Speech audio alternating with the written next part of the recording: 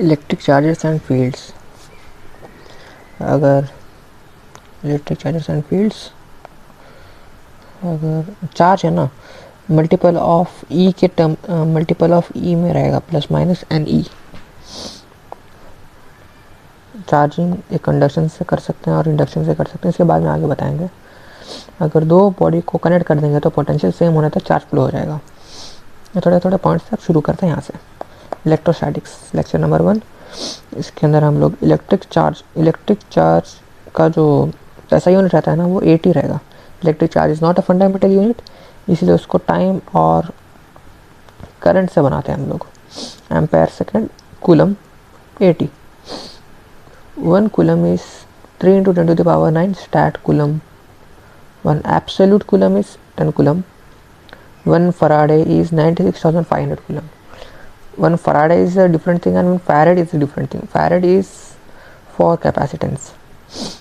Smallest charge है ना quarks के टर्म्स में लिखते हैं हम लोग, E/3 to E/3 के अंदर। Charge is invariant independent of frame of reference. और चार्ज है ना अगर वेलोसिटी 0 है चार्ज की तो सिर्फ इलेक्ट्रिक फील्ड बनेगी, वेलोसिटी कांस्टेंट है तो electric field and magnetic field, और एक्सेलरेट कर रहा है तो इलेक्ट्रिक फील्ड, मैग्नेटिक फील्ड और एनर्जी भी बनेगा, यानी कि इलेक्ट्रोमैग्नेटिक वेव्स बनेंगे। इतना ही था ना यहाँ पे। अब है ना methods of charging. Methods of charging के अंदर 3 मेथड्स हैं। एक है चार्जिंग बाय फ्रिक्शन। फ्रिक्शन के अंदर, फ्रिक्शन में काम कैसे करता है देखो, 2 मटेरियल हैं उसके अंदर कैपेसिटी टू होल्ड इलेक्ट्रॉन्स अलग हैं, थोड़े लोग स्ट्रांगली होल्ड करते हैं, थोड़े लोग वीकली होल्ड करते हैं।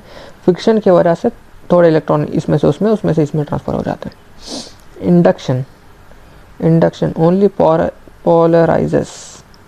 पोलराइज करेगा, उसके बाद हम लोग कोई एक पार्ट को अर्थ करने के बाद में चार्ज बनेगा। मतलब यहाँ पे एग्जांपल है, यहाँ पे देखो, ये 2 थे कंडक्टर, हम लोगों ने चार्ज की वजह से यहाँ पे पोलराइज कर दिया, यहाँ पे नेगेटिव चार्ज आ गया, यहाँ पे पॉजिटिव चार्ज आ गया। अब इसके बाद में इनको सेपरेट करना रहेगा आपको। दिस वॉज इंडक्शन, समझ गए ना। सेपरेट करने के बाद इसके ऊपर नेगेटिव चार्ज, यहाँ पे पॉजिटिव चार्ज आ जाएगा टोटल। कंडक्शन आपको तो मालूम है, कनेक्ट करने के बाद बॉडी के अंदर चार्ज ट्रांसफर होता है पोटेंशियल सेम होने तक। Coulomb's law, 4 = K Q1 Q2 upon R², K is 1/4πε0, ε0 medium dependent, मतलब सॉरी,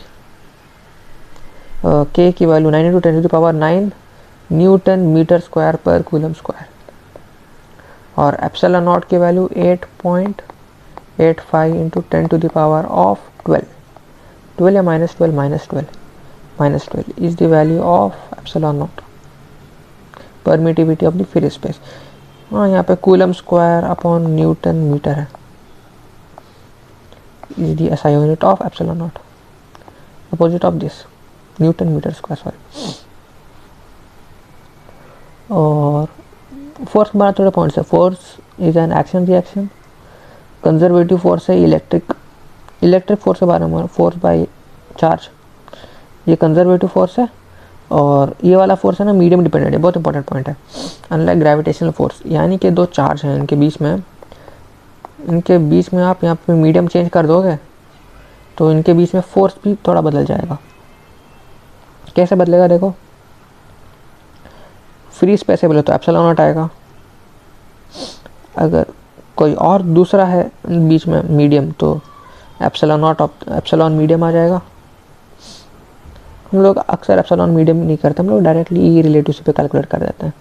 इसको के कहते हैं, ये E medium upon E naught, E is K, इसी को हम लोग रिलेटिव परमिटिविटी बोलते हैं, डाइलेक्ट्रिक कांस्टेंट भी बोलते हैं।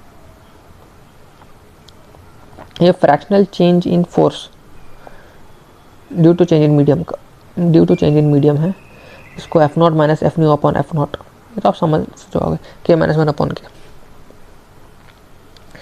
F nu आएगा ना, अगर मीडियम चेंज होने के बाद में F nu की वैल्यू ऐसे चेंज होगी, F0 अपॉन के। यहाँ पे डाइलेक्ट्रिक कांस्टेंट भी बोल सकते हो, रिलेटिव परमिटिविटी बोल सकते हो आप। के नीचे है क्योंकि ε0 नीचे था ना, यहाँ पे सॉरी, यहाँ पे ε0 नीचे था ना, इसीलिए। Principle of